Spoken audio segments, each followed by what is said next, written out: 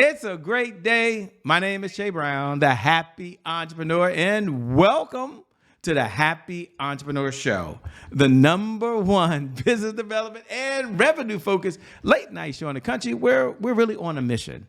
And our mission really is to empower, and our mission is to inspire, and our mission really is to provide you, that's right, you, the hard working entrepreneur, with all of the resources that are necessary to execute that big vision you have for the people you would call the servant. On this episode, we have the one and only Melissa. She's actually in the building. She's gonna talk about how you can thrive, how you can be cool on stage, and how you can just still deliver something that allow you to not only reach the audience, but get things done. I can't wait to talk about this. What's going on, Melissa? How are you doing?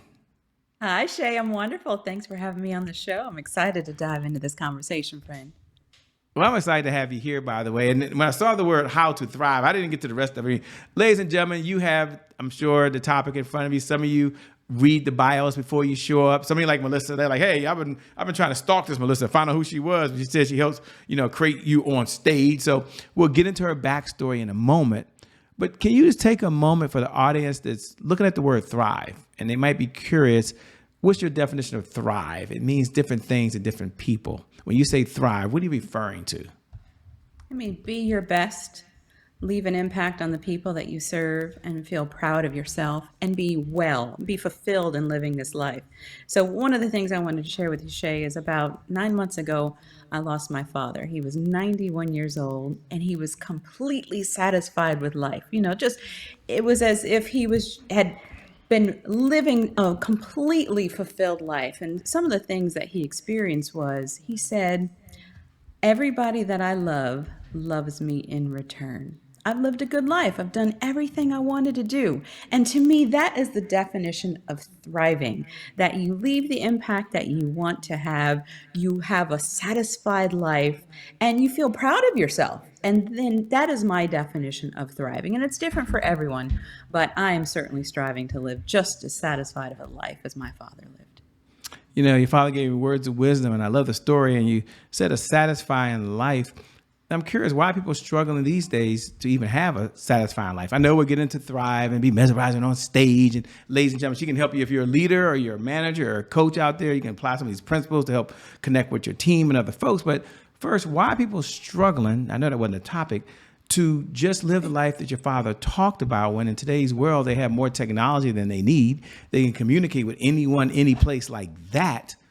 What's holding them back, do you think?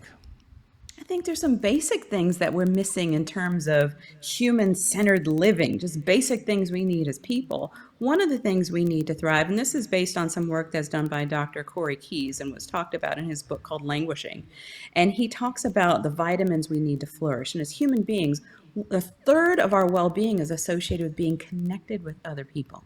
And as you alluded to, we are more connected online digitally than we've ever been. We have thousands and thousands of loose affiliations, but there's nobody to come and feed our cat when we go out of town. No trusted, deep relationships. Those are languishing. And I think we find ourselves in a relationship recession where we just aren't connecting with other people on that human level. So one, we need to make sure that we're pouring into our village, and we are intentional about building and nurturing those relationships, because that's what we need to thrive as human beings. And then making sure that we are doing things that fulfill us personally. And about a year ago, I realized, I was satisfied with life, but it just felt okay. And what I realized is I had lost touch and stopped doing things that used to bring me so much joy. And so I've intentionally reconnected with my golf game, Shay. I got back on the yoga mat. I going fishing. I started doing some things that just would spark joy for me, because our lives are busy, especially as entrepreneurs. I'm a mother, I'm a wife, I'm an entrepreneur. I travel a lot. And so it's important for me to carve out that time to do things that bring me joy. And those are some of the basic things that we need to reconnect with as human beings, especially in this digital age. Wow. Said so well. You started giving us a sneak preview a little bit of who you are, which was perfect. But before we get to her background and her backstory, so y'all can understand how she got to where she is, what do you say to the persons watching now, just so you know, a lot of our audience are dualpreneurs. They work a full-time job and they're a full-time entrepreneur. The responsibilities they have at the office. Some people are leaders in their faith community or leaders in their own community. They might be wondering, wow, I like this whole mesmerizing, be mesmerizing on stage. Can those principles apply to someone who has a team or someone who's managing other people or leading an organization? Can you draw the parallel between the two? And yes, don't worry, ladies and gentlemen, I'm asking how you be mesmerizing, but can you draw it just so the audience can see that it's not just a stage is wherever you are? I guess I'll let you answer the question. Take it away. That's absolutely right. I'm so glad you asked. And it helps me talk a little bit about my book called Help Them Thrive. It came out last May. I have spent 25 years managing high-performing teams across a variety of different industries, Shay. Large team, small team, every team that I led achieved double-digit growth. And it's because I lead in a way that's based on what humans need to thrive. We need to feel involved. We need to feel welcome. We need to feel like we are being treated fairly. And those are the three very simple things that we can do as leaders to unlock the potential in our teams, achieve high performance, and make sure that not only do they thrive, and we thrive as leaders, but our bottom lines and our clients thrive as a result of our output. So making sure that we take a human-centered approach based on the basic things that we need really unlocks everybody's potential. And if they want to learn more, have them give me a call or read my book, and we can go even deeper on that. I love that, by the way. Really well said. And that leads us to a really good segue, I think, which is, who are you? What's the backstory? Somebody's watching right now. They're in the kitchen and they might be cooking. Thanks for tuning in, by the way. You have a lot of choices and we're glad you're with us today, by the way. Someone might be listening to the podcast. Thank you, by the way. Somebody else is just playing in the background. They're listening while they're doing work. So take a moment and as famous as you are all over the world, tell us a little about what's the backstory and what was that defining moment that led you on the path you're on now? Absolutely. It's a great story. It goes back to my father again. So I was about 6 years old and I went to my dad and I asked him to read me a book. Well, he was watching a Western on TV and he brushed me off. He said, no, I'm busy. Go ask your mom. And I'm a daddy's girl, Shay. So I was completely destroyed and I went to my mother in tears. And she was faced with telling me a very hard truth about my father. And she says, Melissa, there's nothing that your father wouldn't want to do more than read you that book. But the truth is, your daddy can't read. And the reason is he was raised in the rural South, and during that era, a black man's muscles were valued more than their brains. And so he didn't get any further than a third grade education. And so nobody else knows this secret. And it was in that moment, Shay, that it was a defining moment in my life, and I became committed to educating others. And ultimately had a long, very successful career running training and education organizations across a variety of different industries. And I have, from the stage, from virtual and in person, have educated millions of people through my teams and my own work. But my first student, Shay, was my father when I taught him how to read. So that was an absolute defining moment for me that shaped my entire career, and it continues now. I took the leap about 7 years ago to launch my own business because honestly, I was meeting all these entrepreneurs that were living out their true life's purpose, being entrepreneurs without the limited imagination of a boss that was stopping them from really inspiring others and living out their full potential. And I said, I'm going to take the leap. And so I did. And now I run a thriving consulting company, and I spend a lot of my time on keynote stages and leading leadership retreats and workshops to help leaders become even better leaders of themselves and others. Wow, what an incredible journey to bring you to where you are now. And you seem to really enjoy what you're doing. What do you enjoy most about what you're doing these days? You seem to be having fun. I love it. I love seeing the light bulb go off where I can help leaders and others really figure out how they can maximize their potential and become even better versions of themselves. There's nothing that lights me up more than that. I'm a purpose-driven person, if you can't tell. And so when I'm on stage, which is why thriving and mesmerizing people on stage is so important to me, I feel like if you can have a great story and a keynote, But if people can't use what you share with them, it was a big old fat waste of time. So I've spent a lot of time really unlocking how people learn, how we can capture people's attention, and how we can deliver information that they will remember far beyond the stage, but most importantly, use it to thrive. And that is what makes me a happy entrepreneur as well. I like it. Use it to thrive. And now to that moment that some of you have been waiting for. Talk about mesmerizing the stage, Shay. Oh my gosh. Does she have 1, 2, or 3 ideas she's going to share to help me be able to do that? And that stage, as she said before, it could be you and the group in front of you, could be you and maybe online like we are right now virtually. I mean, through the power of these fiber optic lines, we're all connecting, by the way. It could be you right on that stage with the lights shining bright. So if you can, take a moment. Maybe you'll share 2 or 3 ideas that folks can walk away with and implement in their business. And we'll talk about how they get the book and how they can work with you shortly.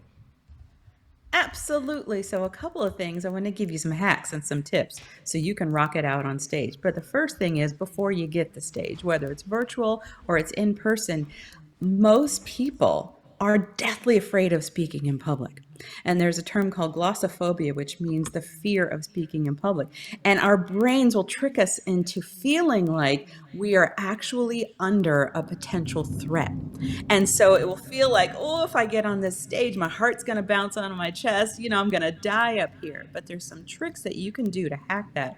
Something, and this is a pro tip. Now, a lot of people do deep breathing, and that works as well, but your body gets full and flooded with adrenaline. You got to get it out. And so, when in doubt, dance it out. So, whenever I get ready to go on stage, baby, I am dropping like it's hot. I'm listening to music, I'm dancing to get that nervous energy out. But I also take a baby aspirin, and like that St. Joseph's low dose baby aspirin about 30 minutes before I go on stage, and it just takes the edge off. So that's a pro tip for you. Manage your nerves before you go on stage. The second simple hack is show the palms of your hands and smile once you get on stage. When you show the palms of your hands with a wave, it's saying, "Hi, I'm friendly. You can trust me. I am a friend and not a threat," and it will instantly build trust with your audience. So that is tip number 2. And the third thing is make sure that the visuals you use really strong visuals with just a little bit of text. And it's a brain-friendly way to help amplify your words and convey your message, because so often I see speakers making this terrible mistake of putting too many words on their slides. And as human beings, that's not brain friendly. We can either read the slide or we can listen to the speaker. We can't do both. And so don't overwhelm your audience with too many words or they're going to glaze over and you'll lose their attention. So those are 3 simple hacks that I wanted to share for any speakers, whether speaking virtually or on stage in person. Wow, I love that. I love what I'm hearing you say, by the way. I see my hands are very friendly, ladies and gentlemen. Yeah. I couldn't wait to practice that. And that smile, that smile goes a long way. Goes a long way. That's a fantastic idea. And as you were talking, that leads to a segment that we have here called Today is My January 1st. I think it's another good segue, by the way. And for those folks who tune in every night at 11 p.m. Eastern Standard Time, you know what we're about to do, by the way. We do this every night. Matter of fact, you might even wait to say these words, so maybe it encourages you as well. So you can go ahead and say those magical words now. Today is my January 1st. Happy New Year to you. Isn't that exciting, by the way? And for all the new folks who are tuning in for the very first time and wondering what in the LL Cool J is Shay talking about over there. Today is my January 1st is our personal mantra at the Happy Entrepreneur Show. It represents really a fresh start. It represents a do-over. It means our past, no matter how dark and gloomy that past is, or how bright and sunny that past is back there, the past really no longer equals the future. And so my question for Melissa on the other side is really twofold. Number one, when you hear those words, today is my January 1st, what do you hear? And number two, was there ever time there's a setback in your life? And how were you able just to bounce back and turn it around? Yeah, I want to share with you. I used to be a believer in New Year's resolutions, but then I realized I would set a New Year's resolution and I would mean to do well, but then a couple weeks later, it would fizzle away. And the reason is I didn't build habits that would sustain real change. And so one of the things related to new starts is any change you want to make, You have to build new habits in order to sustain the change. And there's a lot of research that says that if we do things, a new habit, 26 times, and this is also talked about in Atomic Habits and other books that talk about habits. If we do repeat something 26 times, it starts to become a habit. So, whatever it is you want to do, make sure that you don't just think it, but you put it in action and intentionally build habits. And I had mentioned to you when earlier in the conversation, starting to get back to things that bring me joy is one of the things I did was I started yogaing more because it's just better for my overall mental health, spiritual health, and I built habits. So now I sustain it. I'm 18 months into it and I can't go 2 days without yoga or I need to go back to it. So build great habits. A mistake, I don't believe in those because all of them have been lessons. And I will share with you that there was a major stumble as an entrepreneur that I bumped into about 2 years ago. I felt I needed a third party, an agent to represent me in order to reach even larger stages, to reach even more audiences. And I went through that process. And what I realized is nobody can sell me better than me, Shay. And so I went through that process with them, and we had a no fault divorce process. We're still friends to this day. But what I learned is that nobody can sell me better than me. Nobody can build my business better than me. And so I'm now back into the business development driver's seat, and my business is thriving as a result of believing in me and knowing I've got the chops and the confidence to make it happen. Believing in yourself, how important is that? Are the affirmations that you tell yourself as well? I mean, I know you talked about before you go on stage, taking a small dose of a pill to settle down. Are there affirmations that you tell yourself on a regular basis or ongoing basis that are top of mind to you that you would like to share? Yeah, absolutely. I tell myself I'm proud of myself. Every day I reflect on what I'm grateful for. And every time I get on a stage, before I put a step on that stage, I pause to reflect on all the people that were involved in getting me there. And when I step on stage, that also helps me get rid of those nerves because I'm not just doing it for me. I'm doing it for all the people that believed in me and advocated it for me and the people that need to hear what I have to say. And so intentionally taking a servant leadership role and saying, although I may be the one delivering this message, it's not for me. It's for somebody that needs to hear me. And I said that same thing before I stepped on this stage with you today, Shay. Something I am saying is going to help someone thrive. And that's the point of what we do, Shay. How true is that, by the way? And as you were saying that, one of the questions I love to ask, and thanks for all the difference and that you make it not only in my life right now, but all the folks that are watching and all the folks that get a chance to hear your voice, by the way, it's so important. The question is, what's one of the best pieces of advice that you've ever been given? And I always like to frame it for the audience when I ask you to come off the mountain with the 10 Commandments or anything of that nature. And we know you've read so many books over the years and had more trainings and consultings and watched videos than you possibly can. But if you had to step back and say, man, Shay, here's one of the best pieces of advice I've ever been given that I want to pass to the audience. What's the advice and why is it so near and dear to you? Best advice I received was from my mother. I have read, as you mentioned, I've read lots of business books. I've met lots of business speakers. I've coached lots of people, but this came from my mother. And she said, "You are worthy. Don't ever forget that. You are a child of God. You're a child of your father. You're a child of me. And you are worthy." And as a result of that advice, I have it tattooed right there on my wrist, Shay, if you can see it. Just to Yes. remind myself of how important it is that I am a product of those three things, therefore I am worthy. And so no matter what obstacles I bump into, no matter what challenges, I remind myself I'm worthy. You are worthy, and how true and how important that is, by the way. Where you are now in your business, serving other folks, helping them be able to connect. What does success look like for you these days, for where you are? What does it feel like? Yeah, now I'm back in the business development driver's seat for my Yeah. own business. I love getting leads and closing deals, and that's what success feels like. But being able to land opportunities where I can reach even more people. and give people insight that they can actually use to thrive in their own lives. That's what success looks like to me. It's not about the dollars in the bank. I need to make enough to, to handle my business and all that.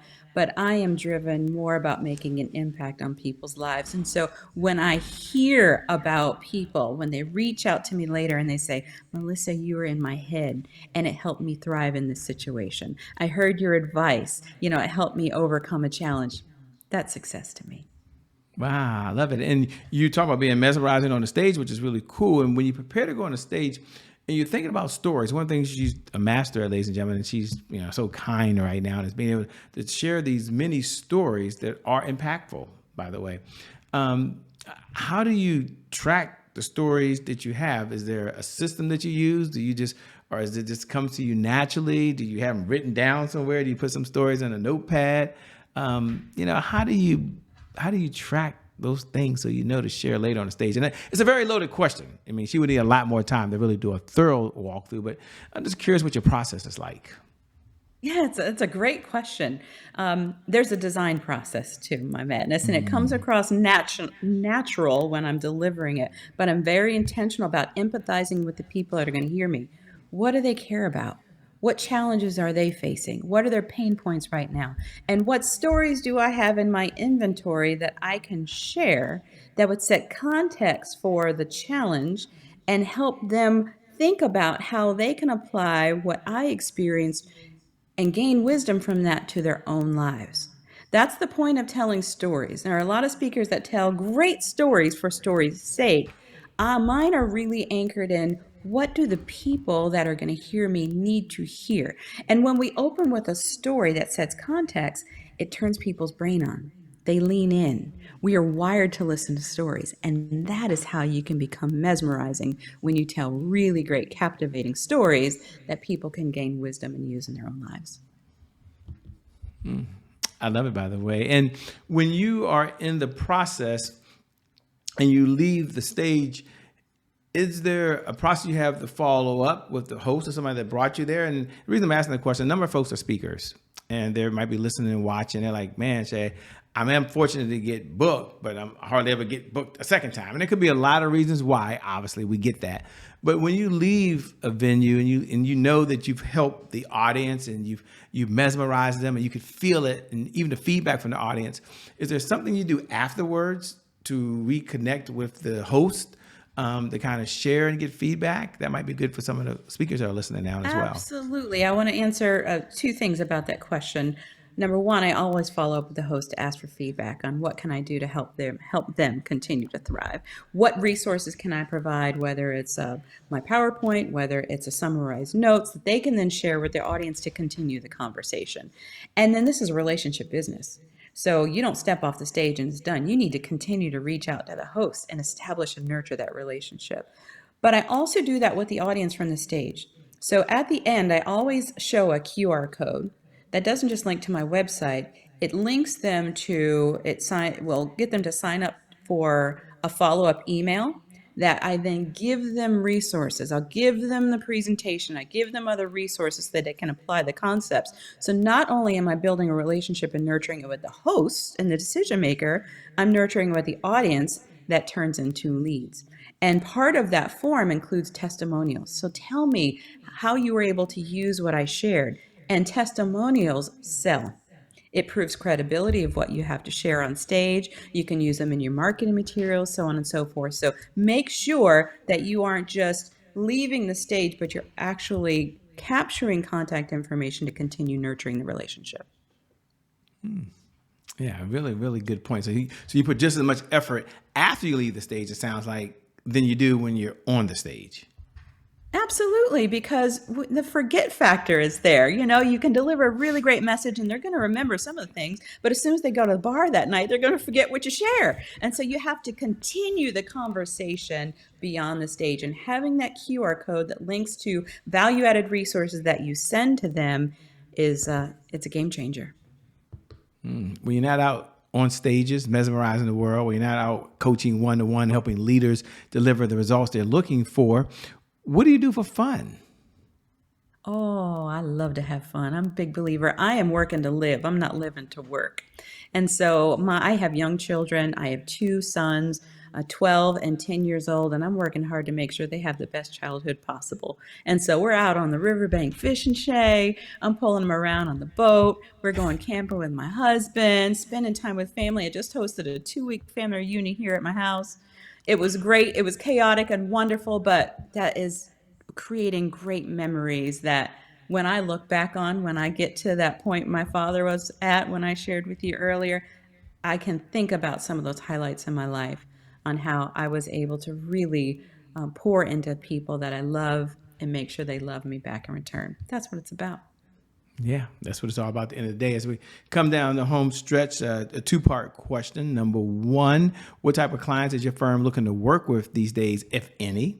And number two, how can folks connect with you? How can they stay in this conversation over and beyond today? Where should they go? What website? What should they do?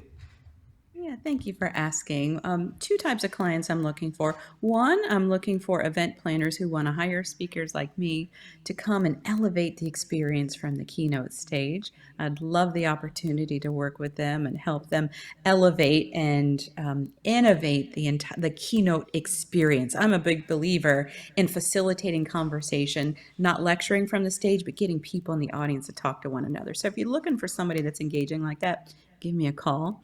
And I'm also looking for leaders who want to become even better, more human-centered leaders. We are in a time when there's downward pressure on good leadership. It's really being reformatted and redefined to be much more self-serving versus serving others. And if you want to be the type of leader who really genuinely cares about humans and unlocks their performance, give me a call and I help to coach you or coach your team. And the way that people can reach me is number one, my website at melissamajors.com. That's the best way to reach me. I have contact information. You can schedule some time, put it on my calendar. And then the second way is on the channels, LinkedIn, Instagram, Facebook, YouTube. I'm all those channels. So you can find me at Melissa Majors Consult or melissamajors.com. But I'd love to hear from you. And if you've got some tips that you want to share on how, that I can also share on how people can mesmerize from the stage, let's talk shop sometime. I love it. Well, let me say thank you for being on the Happy Entrepreneur Show. I know you can always make more money, but you can't make more time. So you're giving us the most precious resource you have, which is your time. So thank you so much. Thank you, Shay. Take care, everybody. Thank you. And thank you to viewers. Thank you for tuning in. See my hands? See, I'm learning about, I'm trainable. My wife will tell you, it takes me a while, but I'm trainable. But in all seriousness, thank you to viewers. Thank you for tuning in, by the way, because without you, we don't have a show.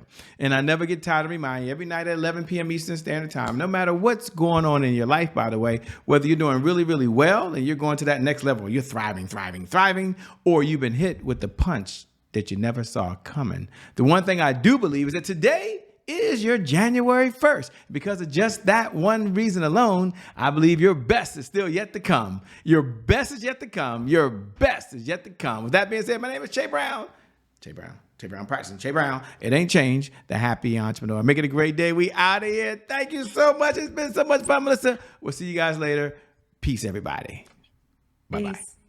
We're out of here.